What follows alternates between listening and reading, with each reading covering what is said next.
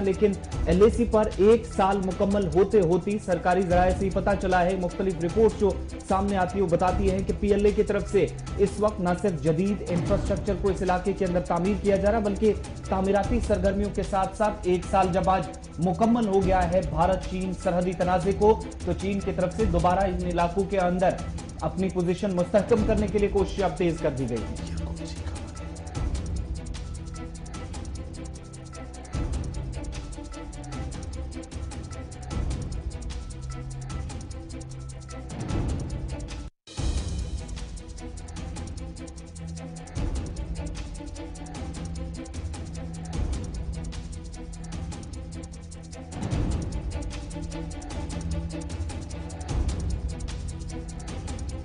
में पुरतशद्दद झड़पों को आज 1 साल मुकम्मल हो चुका है और 1 साल के बाद भी लाइन ऑफ एक्चुअल कंट्रोल पर हालात पुरतनाव हैं। ज्यादा चीजें बदलती नजर नहीं आई हैं, हालांकि आर पार हलचल से कयास आरहियां फिर तेज हुई हैं और इसकी दो बड़ी वजह हैं। एक तो ये वजह सामने आई है पिछले कुछ दिनों से, जो सरहद के उस पार से कोशिशें हुई हैं कि एक बार फिर लाइन ऑफ एक्चुअल कंट्रोल के करीबी इलाकों में यूनिट्स को तब्दील करके सरहद के इस पार एक मैसेज देने की कोशिश, जिसके जवाब में भी भारत की तरफ से भी मशक़ें की गई। नंबर 1। नंबर 2 के मुख्तलिफ इलाकों के अंदर जो पहले हमने आपको खबर बताई कि इंफ्रास्ट्रक्चर डंप करना या कुछ इलाकों के अंदर फौज को रोटेशन बेसिस पर लगाना, उससे यह पता चला कि 1 साल के बाद भी फौजी इख्ला का अमल 10 फरवरी के बाद अगरचे शुरू हुआ था, लेकिन ज्यादा सूरत हाल लाइन ऑफ एक्चुअल कंट्रोल पर इसलिए बदलती नजर नहीं आई कि इस तनाजे को बढ़ते हुए इस वक्त भी मुबसरीन देख रहे हैं, जहां पर मजीद सरगर्मियां या मजीद इस वक्त जो रोटेशन बेसिस पे काम चीन की तरफ से शुरू किया गया है।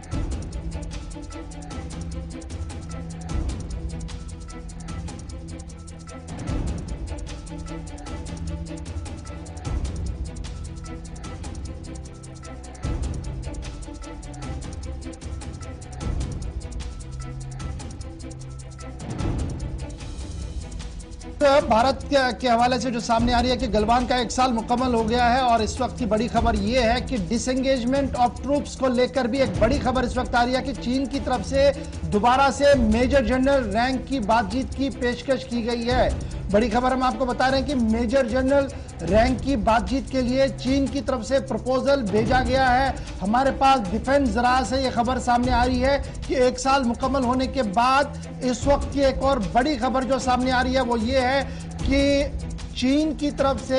एक बार फिर ये संदेश भेजा गया है कि हम बातचीत करने के लिए आ रहे हैं, आना चाहते हैं और इस बार बातचीत जो होगी वो मेजर जनरल रैंक की होगी। आपको याद होगा कि इससे पहले army chief general MM Naravane साहब ने क्या कुछ बयान दिया था, उन्होंने कहा कि नेगोशिएशंस चल रही है, बातचीत चल रही है और ये बातचीत लंबी भी खींच सकती है और उन्होंने इसका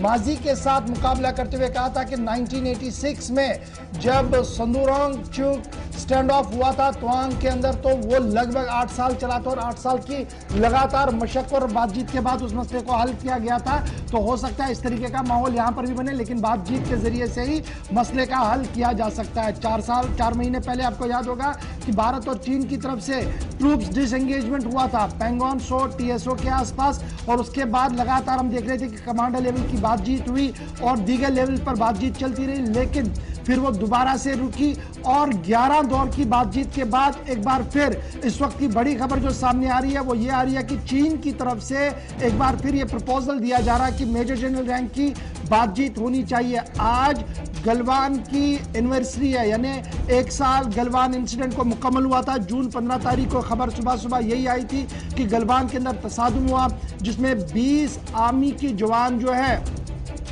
उन्होंने अपनी जानें निछावर कर दी थी और उसके बाद ये मामला जो है तब से लेकर अभी तक दोनों फौजियों के बीच चल रहा है और लगातार कोशिशें की जा रही है कि मामले को सुलझाया जाए। कुछ पेशरफ्त जरूर हुई है, ताहम अभी भी बहुत कुछ करना सरहद पर बहुत ज्यादा जरूरी है। आपको याद होगा कि गुज़श्ता दिनों पीएलए की तरफ से क्या कुछ किया गया और भारत की तरफ से भी वहां पर अपनी तरीके से तैयारियां की गई और 60,000 से ज्यादा फौजी इस वक्त वहां पर मौजूद है। तो यानी 1 साल जब मुकम्मल हो गया है तो 1 साल मुकम्मल होने के बाद अब जमीनी सूरत हाल क्या कुछ है, अवाम किस तरीके से इस पूरे मामले को देख रही है और सरहद के पास जो लोग रह रहे हैं वो क्या कुछ कह रहे हैं। सीधे चलते हैं जी अपने नुमाइंदे के पास, हमारे साथ इस वक्त ज्वाइन कर चुके हैं मोहम्मद इसहाक। बहुत शुक्रिया जी ज्वाइन करने के लिए बड़ी खबर यह है कि गलवान का 1 साल मुकम्मल। इस बीच खबर यह भी है कि लगातार बातचीत भी चलेगी और एक बार फिर चीन की तरफ से जो है वो बातचीत की पेशकश की दावत भी दी जा रही है। बातचीत अपनी जगह, पॉलिटिकल स्टेटमेंट्स अपनी जगह, आप ग्राउंड जीरो पर बात करते हैं लोगों से,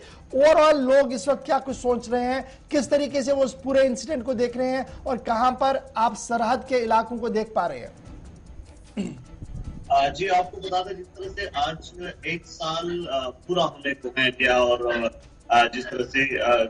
चाइना के बीच में जो फेस ऑफ देखने को मिला, खासकर Galwan Delhi two major place था जहां से बायलैटरल रिलेशनशिप में ट्रबल आना शुरू हुआ। इसके बाद से लगातार निगोशिएशन और डायलॉग भी लगातार जारी था और जिस तरह से गलवान में जो स्कफल पैदा हुआ जिसमें हमारे 20 जवान जो है वो शहीद हुए थे और साथ साथ उसमें जो है कर्नल संतोष बाबू भी उस इंक्लूड थे, लेकिन उसमें